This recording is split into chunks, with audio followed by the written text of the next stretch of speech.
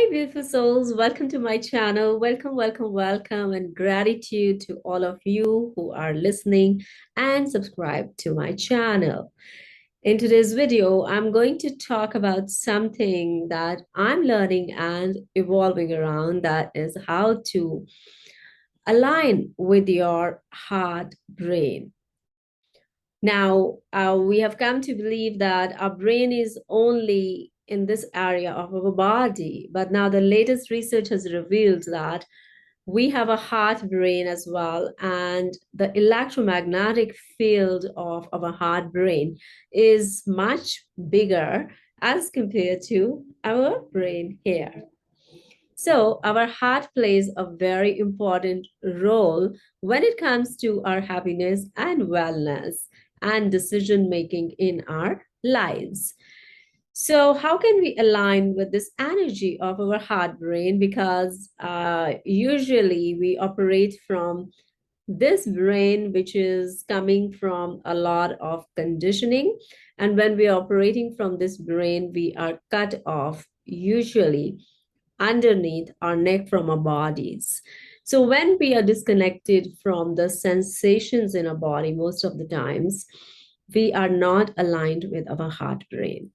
So today we'll find out how to align with the energy and electromagnetic field of our heart brain so that we can stay more in tune with our authentic self and make decisions that emanate from the energy of our heart brain, and do not find ourselves regretting our decisions as often as we do when we are using this brain only, which has a mixture of complex factors from where we make decisions, and we are often not in tune with what our heart brain truly wants. That's why we find ourselves always having that dichotomy between what I want to do and what I find myself doing instead. So, if we are truly in touch with our heart brains, we will organically taking decisions and doing actions, and not falling in the trap of behaviors that are kind of self-sabotaging. So the energy of our heart brain is connected to our ability to tune and tap into our bodily sensations.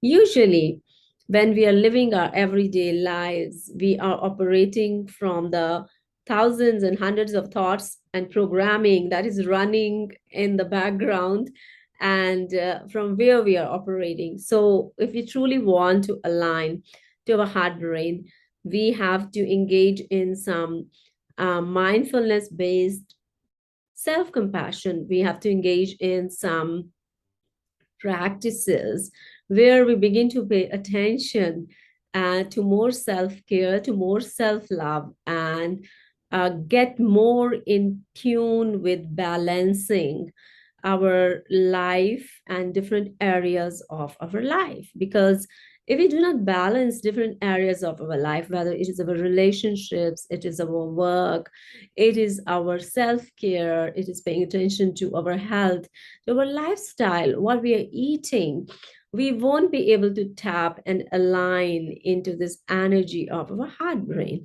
because we are a complete system, an organic whole system of body, mind, and spirit. So if we truly, truly want to tap into the energy of this heart brain that takes majority of our energy system, then we need to start paying first the attention to where are the imbalances in different areas of our lives, and slowly begin to take actions that will help to bridge the imbalance and move towards living a lifestyle that will help to give us better health conditions and establish some routines where we are taking care of our energy system in the first place. So that's the one thing that you can do, is be more mindful of where are the imbalances in your life when it comes to your work, relationship, and health and diet. And secondly, what we can do is we can begin to be more mindful of our bodily sensations, because usually when we are living in our minds, we are telling a story to ourselves all the time. And whether it is a story related to yourself or how you perceive others in your life or even the strangers. So that judgment part of our brain, which is very active all the time, that we really need to cut down on that so that we can engage in more mindfulness based practices where we are more mindful of how we are living our lives instead of distracting ourselves in the lives of others. And why do we do that? And there is also there are subconscious reasons for that, because of our insecurities, because of our survival brain is racing in the background that makes us uh, judge unnecessarily and pass judgments unnecessarily.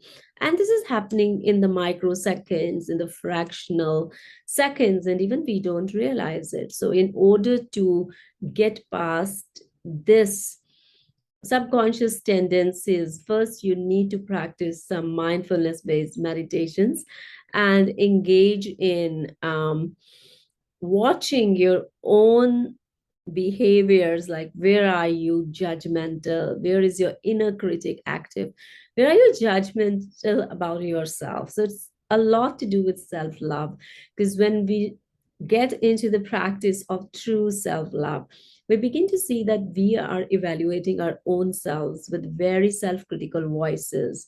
So, giving a lot of self compassion to yourself and engaging in those practices where your inner critic is more active, where there is a sense of shame, where there's a sense of embarrassment, where there's a sense of contraction, where there is a sense of anxiety, where there is a sense of fear, where there is a sense of dislike for something or someone. All these things, they point us towards where our heart brain is contracting, where it is not open, where it needs to be healed. So paying attention to these things will help you to align your heart brain, because our heart brain is the seat of our spiritual growth. It is a seat of our happiness and joy. It is a seat of our intuition. It is a seat of your wholeness, I would say. So, be mindful of the imbalances in the energy system, could be one way in different areas of your life. And secondly, where the stories and narratives we are telling to ourselves, where are they negative? Where are we more judgmental of the self and others? So, how can we bring the practices of more self compassion so that we can give that to others as well once we practice it on ourselves, and look at a lot of ways we are self-sabotaging ourselves, and the electromagnetic field of our heart brain is under contraction. So if we have to expand and stretch our heart brain, we need to be more flexible with our approach to monitoring our own behaviors, our own actions, our thought processes, and begin to go inward and start paying attention to our bodily sensations more, because it is through our bodily sensations we will start opening to what we truly want to do. A lot of times we are so numb to our bodily sensations that if I ask you, what are you feeling right now? Can you name certain emotion? Can you name where you are feeling discomfort in your body? What are the sensations you're feeling in your gut or in your belly? If you're not able to give name to them easily, that means we need to open up our channels of sensing this information within ourselves, because once we begin to tap into the bodily intelligence, it will be very easy for us to scan our internal environments and feel and sense our internal environments, and our body is the most intelligent system that universe and nature has gifted us with. So if we are not aligned with our bodily sensations and our bodily systems, and we are not able to communicate with this bodily system, we won't be able to sense how this bodily system is communicating with our brain. So when we develop all these skills and sensations to tap into our body's intelligence, then the two-way communication system of our body and brain is kind of giving us a lot of information that we can use to our benefit and we can use to our advantage to expand and get more in a relationship with our heart brain, from where we can make more intuitive decisions, where we can use that energy and information for our upliftment and growth and to raise our vibration and to love ourselves more, so that we are the better, we have a better capacity, better resources to be able to give that energy to others without falling into the trap of unnecessary judgment that contracts us and that is not helpful when it comes to having good relationships with others as well. So your heart brain's energy is more about having unconditional love for yourself and accepting where we are feeling vulnerable, anxious, fearful, where our survival brain is more dominant. So when we start having a sense of this information, then we begin to figure out the strategies that could help us to not fall in trap of these survival based strategies, but to be more mindful in a more self-compassionate way and start opening and expanding our capacity to get in touch with our heart brain so that we can grow and evolve from that space to our authentic nature and be more happy, joyful, loving, compassionate, and peaceful. So I hope you like this video and I was able to say something that could benefit you, with lots of love to all of you wherever you are. If you have subscribed, very good, very good. Yay. Even if you have not subscribed, still, I'm grateful to you for being here. So give me a thumbs up if you like it, and I'll see you soon. Bye bye.